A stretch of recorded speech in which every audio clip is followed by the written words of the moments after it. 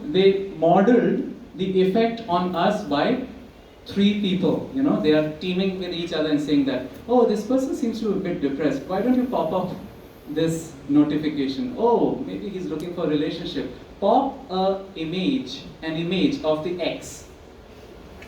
So it almost appears, is it that sinister? Are there like three or four people kind of handling each account? It may not be people, but the AI system, if it has been given with a task, right? Increase the subscription, increase the views by this amount. Where will ethics come into the picture? Think about it. So it's almost like you've been pushed. That's cheat others, isn't it? And this is where I started asking the question. Seems like they know or they can feel or not feel our emotions. They as in the systems, isn't it? It appears like somebody is messing around with the emotion. He's a little dull. Maybe give a tonic or boostin it or embolden it, whatever. So they know emotions, they feel emotions, and that's where we come to this question, which leads us to segue into emotional intelligence. We talked about artificial intelligence that's taking the data and producing a classification and generative mechanism. But wait, something is happening with our emotions. So do they know our emotions? Emotional intelligence is not a new word. It arrived first in 1964, almost like 60 years ago. But in 1995, it was made popular by Daniel Goleman in his classic book called Emotional Intelligence. Emotional intelligence means three things in a nutshell. To analyze or evaluate emotions. To evaluate emotions. Second, to control emotions. Third, to perceive emotions. Let me repeat. To evaluate emotions. Second, to control emotions. Third, to perceive or to become aware about others and about oneself. Now, we can just bucket it into two categories. Know the emotions or feel the emotions. Right? Perceiving is feeling the emotions, becoming aware of it. But evaluating, controlling is more like knowing, right? Classifying. Sad, anger, like that. But what it means to be angry? That is perceiving emotions. Okay, so far so good. Are you with me? Yes. And this is the basis of empathy, right? If we are able to perceive to some degree, well, we cannot perceive to the fullest extent somebody else's emotions, but to some degree, and that's what we call empathy. In fact, let me coin the word, there is something called self-empathy also. Sometimes we are not in touch with our emotions also, isn't it? But to know whether the machine can know or feel emotions, let's first analyze what about us? Because we have designed it. Can we know or feel emotions? And going to that paradigm, you're with me? I'm trying to build, Hopefully I'll not lose. What are emotions? Where are their seat? Where do they sit? And this brings us to this mind-body sort of conundrum. Brain or mind, and Guru is here. He gave a wonderful talk here some weeks ago, months ago, about this specific mind-body problem. So I'll just quickly go through. It's an ad to go to Guru's wonderful talk too.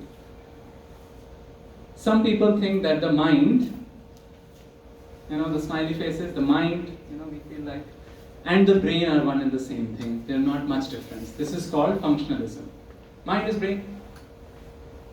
However, there are enough experiments to show that you take the part of the brain which was supposed to generate some emotions, even after that, certain emotions arise. So where do they arise from? Something which is not so physical, isn't it? Because if mind was equal to brain, you take out that hippocampus thing, which controls the memory, so memory would have gotten lost. But the person had long-term memory and not the short-term memory. So which means the model has to be changed.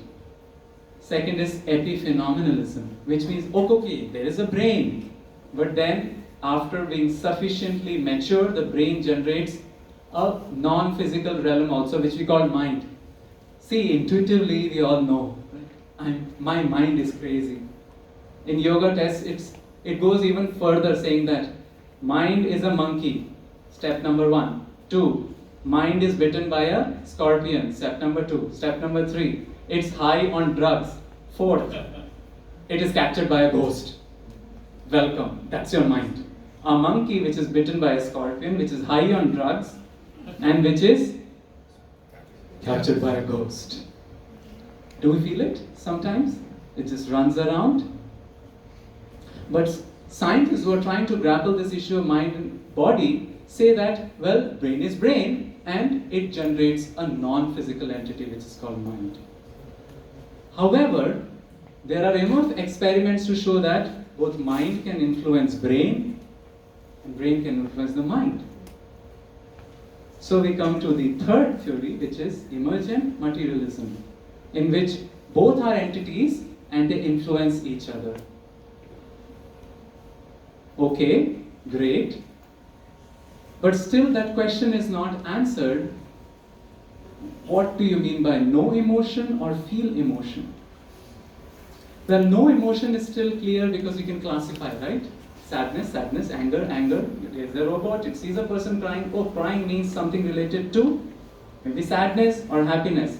But it looks like the person's cheeks are blushing. Maybe there's some good news also. Maybe you can touch this tear, cold tear, which means happiness. Happiness tear, maybe it's happy. Did you all follow? So this is what? Knowing the emotion by analyzing it. What about feel emotions? So here I want to bring you to this person called Thomas Nagel. Anybody heard about him? He wrote a famous paper called What It's Like to Be a Bat for a Bat. What it's like to be a bat for a bat. So to understand this, we can first ask the question, what it's like to be a stone for a stone. Just think about it. It's almost like blank picture. I mean, it's very different from thinking, okay, everybody's walking around and I'm just a little pebble. But stones do not show signs of any growth and reproduction and things like that. So I'm just making up story. What it's like for a stone to be a stone is a very blank question. But I can ask what it's like to be a 10-foot tall person or a 30-foot tall person. We can analyze, okay, I'll be at the top, I'll have trouble entering into the room. I can see from the buildings and things like that.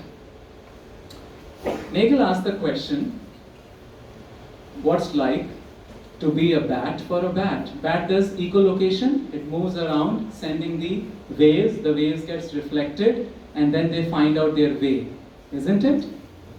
So he said, yeah, I can feel it. I can also feel like sending some waves and they are coming out, but it's all imagination. Nagel argues we have never been in a bat's body. So this exact thing we will never know. This is subjective experience of what bat feels that only bat can know. We will not know. We can analyze and imagine, but exactly what it's feeling, it's hard.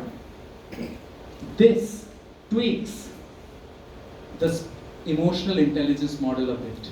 We can ask a similar question, what it is like for X to be X. X can be bat, correct? X can be a mountain, X can be us, the other person. What it's like for, sorry I'm taking you to the guru, to be a guru. Hard, that's why empathy is hard. It's a subjective experience. So this tells us that for feeling emotion, we need a distance between what is felt. Hence machines, they may become very good in analyzing emotions, but when it is concerned about feeling the emotions, since they create the emotion using the code, what is there is only the code. So what else is there to feel the emotion generated by the code? Did you all follow? There has to be difference between the observed and the observer to have a subjective experience. Otherwise, it's not subjective experience at all. A difference. For machine, everything is a code. The code generates the emotions. Who will feel it? Everything is code. So here I'm trying to present a new model. Well, not new if you have come to Guru's talk, or I think Venki is also there, from Eastern spirituality, which augments what we already know. And they say proof of the pudding is in the eating. I don't know what was the pudding called today. Truffles. Huh? Truffles. Truffles. The proof of the truffles is in eating of the truffles. It was good. So the proof is in the eating, so it's available for us to try also, this model. I'll present certain points why it is empowering. What's the model? Emotional intelligence was just telling us it is the intelligence to perceive, control and evaluate emotions, but it didn't tell who is the subjective experiencer of the emotions. Mind and matter. What is the I-ness? The I-ness which experiences the emotions, which is the observer, different from the observed. With me so far? This model is the model of spiritual intelligence, which means just like we have a hardware. Computers have hardware these days? Yeah. We have a software, but is that alone? It's an analogy telling that we need a user, and that's the subjective self, which kind of sits on the top of mind, which ideally should sit on the top of matter. Beautiful analogy is given about this chariot. Maybe you have heard it earlier too. These are the different horses, which are like a different knowledge acquiring senses, right? So different senses are knowledge acquiring. And then the reins, you know, those states, they call it here, the states, they are like the mind.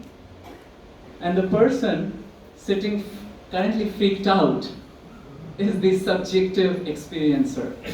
Ideally, the subjective experiencer should tell, go this way, go that way, right? When we are in the control of our emotions and our senses also, where we sing and not binge.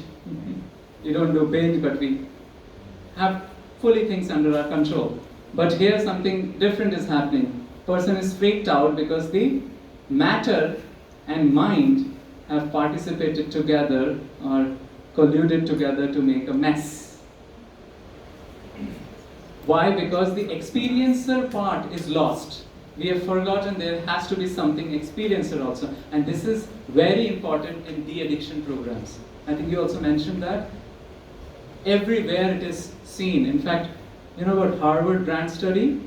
The longest longitudinal study which was performed beginning 1930s in Harvard. They collected a few men, sophomores, later on women, volunteered themselves also.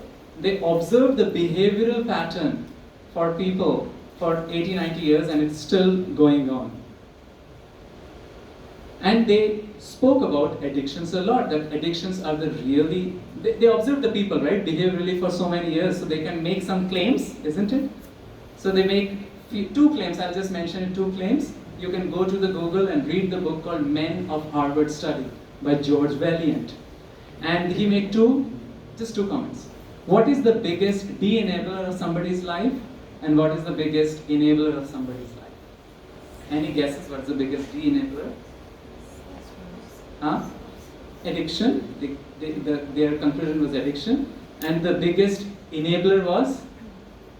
This is easy. Not AI. At that time AI was not there. Maybe now if they do research, they'll find the enabler is Wi-Fi. Yes. Social media. Money. Money. Enabler? Well, Family? relationships. Meaningful relationships for a person. I mean a small group of relationships, not like 1,000 people a list where we just say hi once in a while, but meaningful relationships when we interact with them quite often in a deeper way, that was the biggest enabler. I mentioned this point to highlight the addiction part. That when the person is too attached, it's very hard.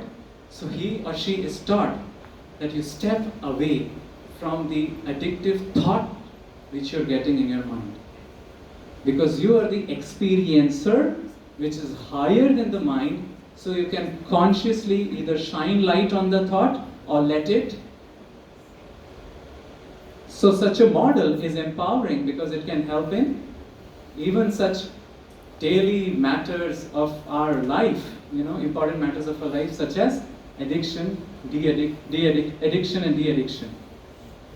Another empowering fact here, and this is really funny, is how we treat other people.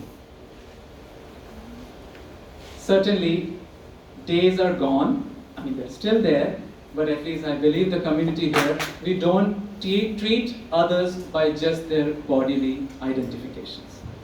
I hope there's enough solidarity in this room about that. That we are beyond the color and the creed and the race and the gender, etc. But then sometimes it is quite possible that we may be treating other person based on their mental makeup.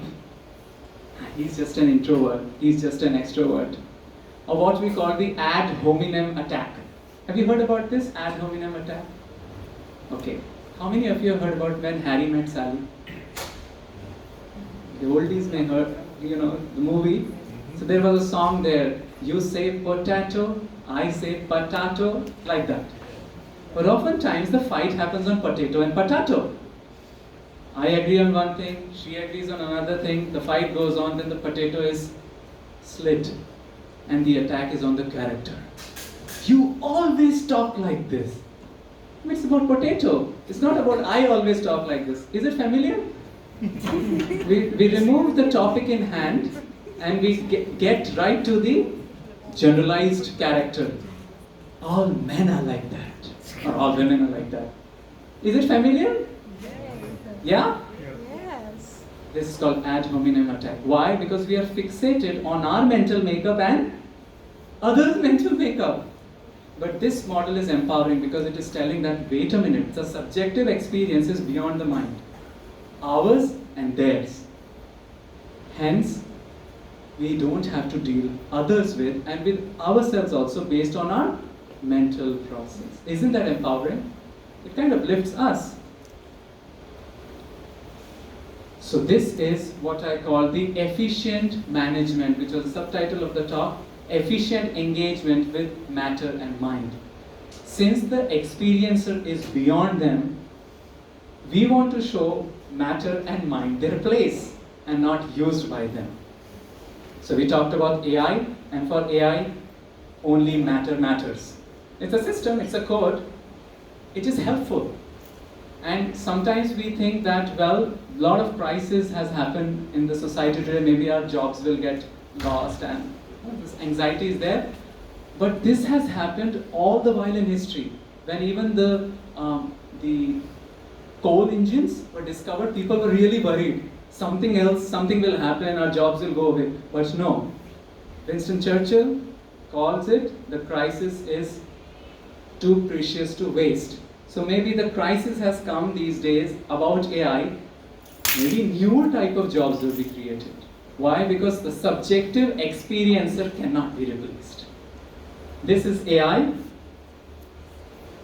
We talked about EI, which talks about perceiving, controlling and evaluating emotions of us, ourselves and others.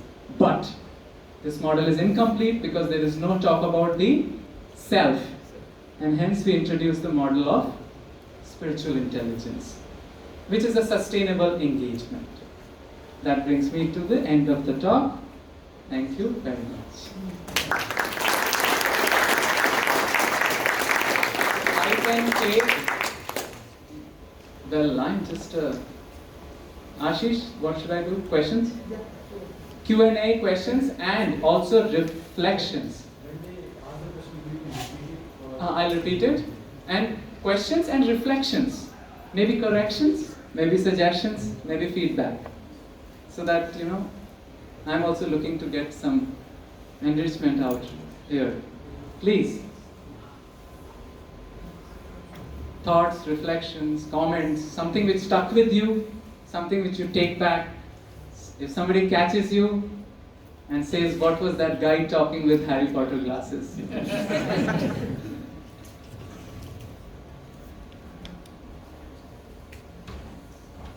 Please. Yes. There's a lot of talk in the news that AI will have some kind of sentience built in it at some point. I'm wondering.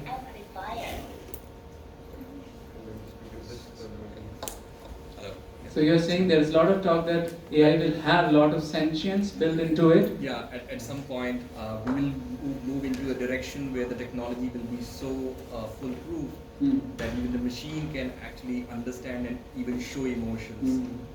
This might be used. Well, my answer to it, the jury is out. Yeah. Time will tell. So whether how much it is no, no, no, how much it is feel, feel, feel. So only humans can actually transcend to that level of spiritual awareness or spiritual consciousness. So I think even if we ask that question to ChatGPT, or he honestly says that, right? If you ask, I think, spiritual questions, there is some disclaimer which is given. So your question is well taken. How humanly it would be, well, time will tell. But from the understanding which we have today and from the different traditions and what we're discussing, it appears that how it will replace the experiencer part. It can get better in emulating or analyzing or even producing by the gestures, right?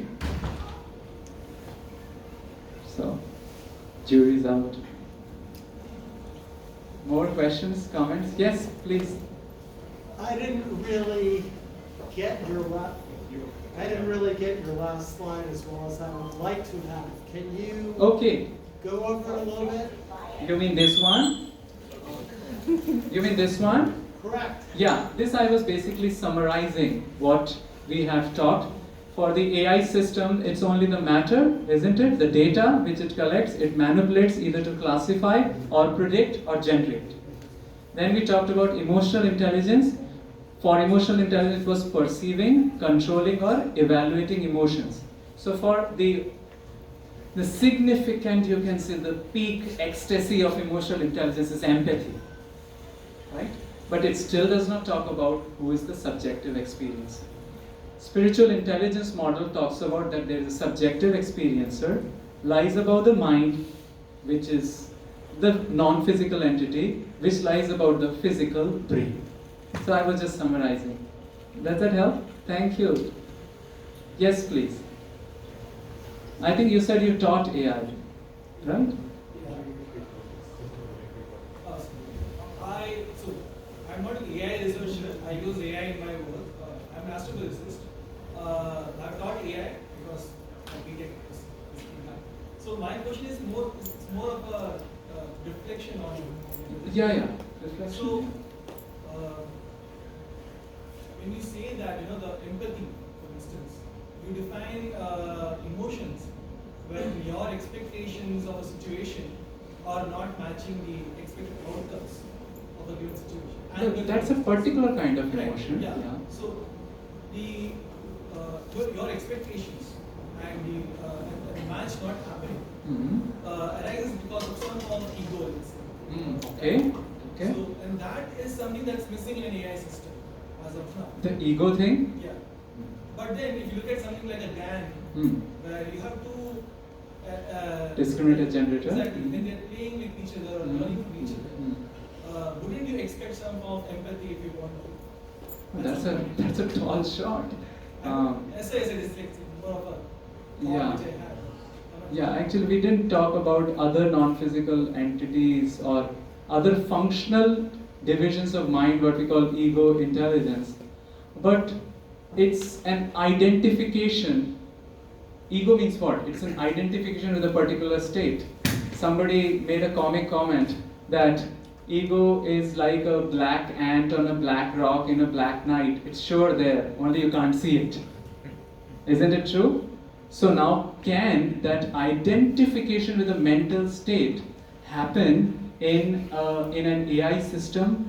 Perhaps it is possible because we are still not we are not talking about experiencer, right? So perhaps it is possible. Whether now the tall shot which you made was discriminator and generator, I think there are different ways of understanding discriminator generator. Sometimes it is a game theoretic interpretation, sometimes it is teacher training, so it's a cooperative model or a kind of game theoretic model. We really do not fully understand. There are some, if I go it will be boring, so some understandings now. I can point you to references. David Say is a professor here in Stanford in electrical engineering. He has some framework of understanding gangs. So he has a thick tome of paper. Okay. All right. Yes. I just want to share Please. an observation that I had recently using these AI products and wonder what your reaction is. I guess with the initial release of ChatGPT, It's just a dummy thing. Just for recording the. Oh, I see. Oh, interesting. I guess AI would first replace a lot of the low-level analytical tasks, but my experience using these large language models is that, I guess because for emotional tasks our accuracy tolerance is higher, so we tolerate like 80% accuracy, a lot more. I actually find myself using like character AI, inflection AI, so these emotional bonding services a lot more. Like I can spend 2 hours talking on character AI or inflection AI, and I never expected myself doing that. And it's specifically trained such that I think it's definitely better than, my friends are not here, than my median friend. So just to give you an example, I think they deliberately trained it such that it affirms how you're feeling first. It says, oh, if you're sad, that's totally normal. And then it says, oh, a lot of people feel this way. And then it gives you a couple of suggestions, or it says, oh, and crucially, it always ends each conversation with a question, which most people don't know how to do, right? So all the best practices inbuilt. Exactly. So but then that whole experience was horrifying to me, because my generation already spends so much time on Netflix, on video games, on these pseudo social activities, but are not but are actually making us lonelier. But then with these, it's hyper personalized, hyper realistic, but also pseudo social, parasocial. Yeah, it's leading me to a pretty dark place. So I'm just wondering what your reaction is to this kind of thing. Well, I'm so grateful you expressed so nicely. I don't know if ChatGPT will do it. That's the thing. That's the thing. And if networks would have helped us to overcome the loneliness issue, then UK wouldn't have instituted a Ministry of Loneliness. I'm not joking. And the third ministers resigned in 3 months each. 3 ministers resigned. So such is the acute issue of loneliness, despite us having devices to connect with many people. It's a contradiction. ChatGPT is new. Maybe there will be a Ministry of AI. Perhaps. So it's a very new technology, and we can engage with it, but we have certain principles in our mind. Some principles I talked about, some principles we are all aware, which helps us use that lens to see how far I can go with my engagement with chat, character, and affection, GPT in that way. Just in that following way of the ChatGPT, I'm posing the question, last question. Will we want to mediate a case in court using an AI system? A very mucky, a gluey case in which our life, money, relationships are at stake. Okay, bring an AI system and let it mediate. So we already have some intuitive understanding how we view the AI systems. What more it will entail in the future, time will tell. But already you're sort of feeling some intuitive understanding. So these are hard questions, and I think more time will tell. Like mobile phones, when first the social media platforms had come, we wouldn't have expected. We used to have Orkut. Anybody have Orkut? Yeah. We would call it Chirkut in India. It's like Chirkut, like teeny tiny things. Where it is now, we don't even know. So time will tell. Okay, more questions? Are we okay on time? Guru, you want to say something? Yeah, I just wanted to add to what she Please, said. please. So I think character AI, for Mike. instance, they basically what they do is they train different bots with different characters or different avatars.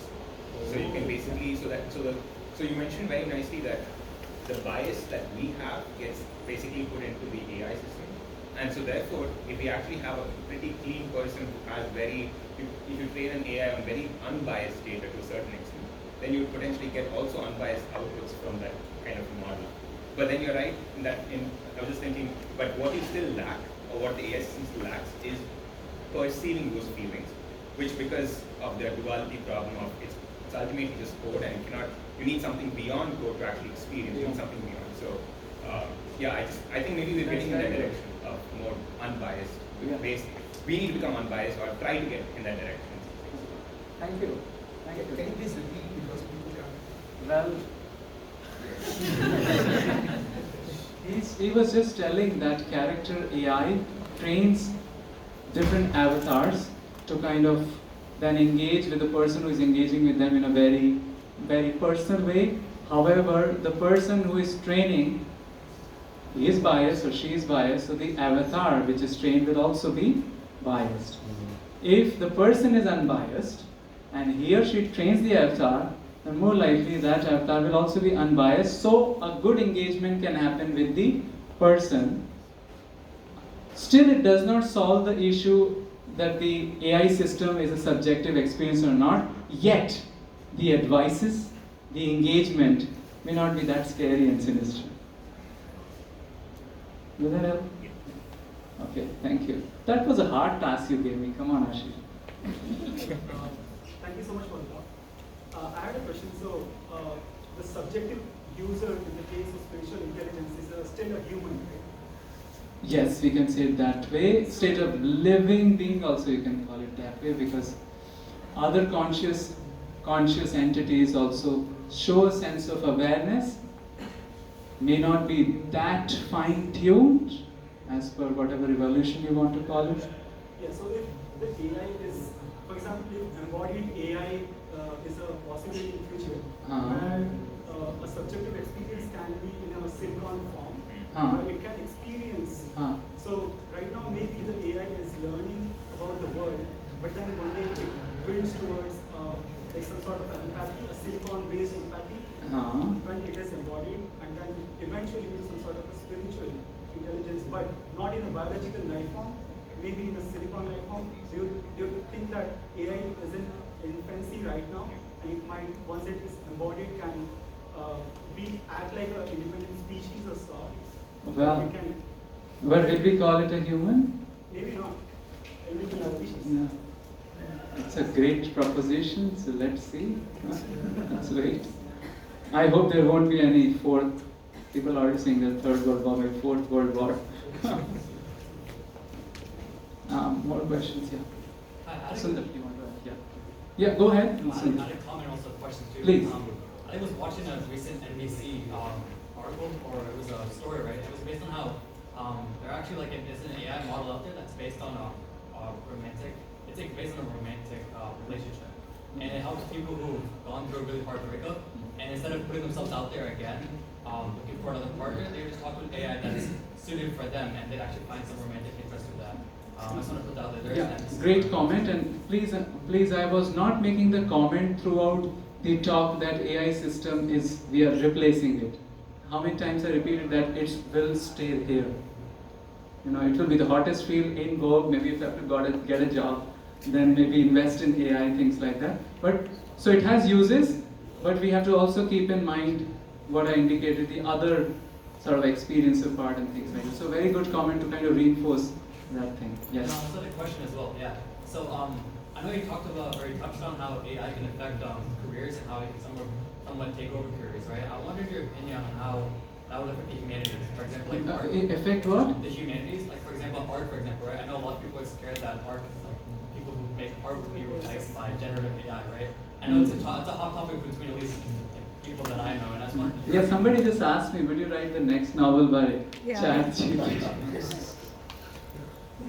Everybody cannot hear the question. Can you repeat it? Okay, so he's asking the question that people are afraid, especially those in the art areas, that generative AI can generate art, maybe books, things like that. Produce music.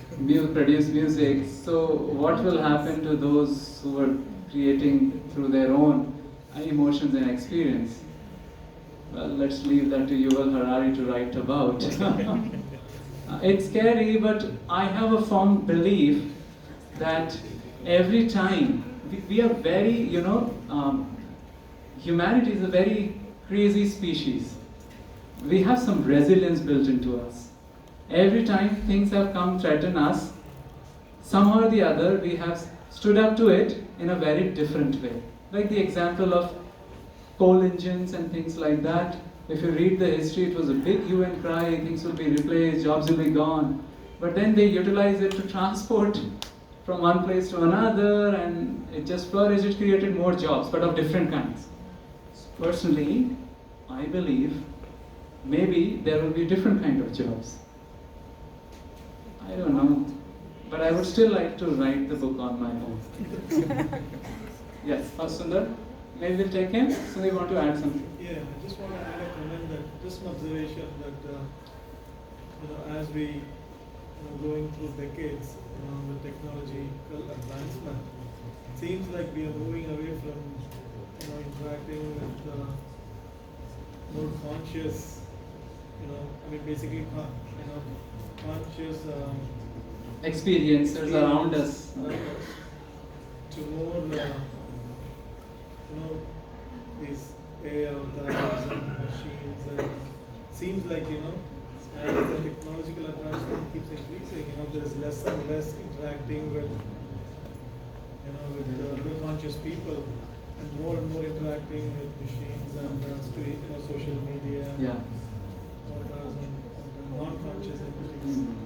Thank you. That's a great point. And Sundar, yes, I know it because you trained me. It's like the Ashish is a great friend, and we have the humor going since 2008 or 9. So Sundar is mentioning that his very, very deep observation that as the time is progressing, decades progressing, technology is advancing, somehow or the other, it's just replaced our interaction with the other conscious experiences. And kind of effects we feel, such as loneliness, things like that, maybe it's better to go back to the olden days. Let's try interacting with the conscious people and see what's the difference it makes. And that's why people now they have devices, phone lock, and things like that, right? It locks your phone. The documentary I showed, The Social Dilemma, it has a very nice, please do watch, it is amazing. It has a screenplay built into it in which the protagonist has a family and the mother is really worried about the screen time of all the kids. And she once calls all the kids and the husband and says that we lock all the phones into this phone lock and let's have 1 hour of plain dinner. But it's almost like a disease. There's one girl showing the family and they hear a big, huge sound of somebody crashing. And she has just broken that phone lock system, taken out the phone. The boy also takes out, but his screen is damaged. So the mother gives the challenge. 21 days of not using the phone and you'll get a new phone. And his state of heart is indicating. He's not sleeping. He's just worried about it. It's as though he has fallen into love. Something to think about it. What happened? I think at that time, if one can just step back as a conscious experiencer, he or she can feel something melody has stuck. Let me go back to the basics. It takes effort, but it can be done. I have more like a reflection. I mean, sorry, I didn't hear. I said I have more like a reflection to that whole topic. I mean, when we are programming something what we are calling AI, I mean, this is basically based on a model how we believe that our brain works. But I'm convinced that actually we are missing here like 2 or 3 or 5 layers of how our brain works. And that's why the artificial intelligence, I mean, we think it's just the neurons and the connections in between. But the artificial intelligence programs from today, I mean, they're missing one big thing, and this is basically judgment. They're not able to judge the situation like we humans can judge the situation.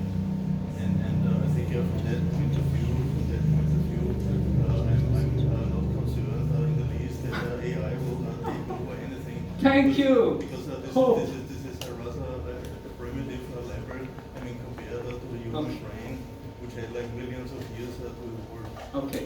You said you code for AI. I'm just an electrical engineer. Okay.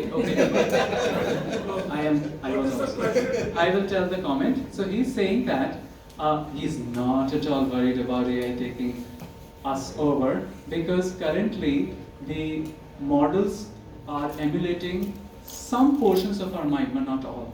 Maybe few portions of the mind. The brain. In fact, let me tell you, these neural networks, they're really caricature things. They were discovered in order to model the synapses, the neurons. They're not like neurons. They're just some, non-linear functions over a matrix. Simple calculation like that. So it's very primitive, and that gives us hope. Let's not worry. Let's have the second serving. ChatGPT can only interpolate within a given space, but it cannot go out of that space. Yeah, even in that way. Forget about the subjective experiencer. Whatever data which is given, it will only learn that, and as I was talking about the generative system, it will interpolate in the middle. In the same thing with that faces of celebrities. Yeah. It won't generate, it will generate maybe, if you give, say, American, Bollywood, and European celebrities, it won't generate the Tollywood. Tollywood.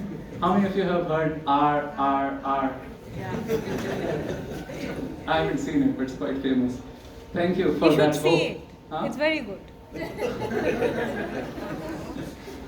Okay. Shall we take the Ashish ji? One more comment? Okay, so we'll take one more. Yes. I think in my opinion, like whatever new technology comes, whether it's AI or social media, so definitely there are some disadvantages, but there are a lot of advantages also. So control is in our hand. Yeah. Whether you take example of image categorization, so like on the phone, now we take a lot of family pictures, it categorizes where is my wife pictures, where is my son's picture, where is my daughter's picture. So it's up to us, like how we use, like social media. Now we can connect to, if you want to spiritual path, we can hear anybody's talk or anything, like YouTube or Facebook, anything like. It depends on what is our interest, what you want to see in that platform, and control is in our hand. So it's up to us, like how we use it. Then we know that experiencer, mind and matter, that model tells us that, okay, something has to be used and not be used for. Thank you. There were people doing defense in COVID times on internet. So Andrea Goldsmith, she's a professor in electrical engineering, now she's in Princeton Dean. We studied with her. She made a very poignant comment. She said, if COVID had stuck 10 years ago, we would never have coped it the way we coped it in professional and corporate life, because internet, isn't it? Yeah. There were students defending in pajamas, but fine, the defense happened. We would have imagined it? No. No. So maybe the universe is transpiring in a very intelligent way to equip us with things to cope with the stress when it is doled out to us. Okay? I think with that hopeful note, we'll end. Thank you very much. I feel very enriched and nourished, and I'm going back with some learnings. Thank you. Can you talk about the book, please? So, the book is about spiritual fiction, 8 stories, and they are based on modern racy times, and some of the stories are also based in pre-modern times. I wrote it because I was thinking, how will I process the death around me in COVID times? So many questions are dealing with fundamental questions of life, and perhaps you may start identifying with one or the other characters in the book. That's my hope. So thank you. It's a little effort. Thank you.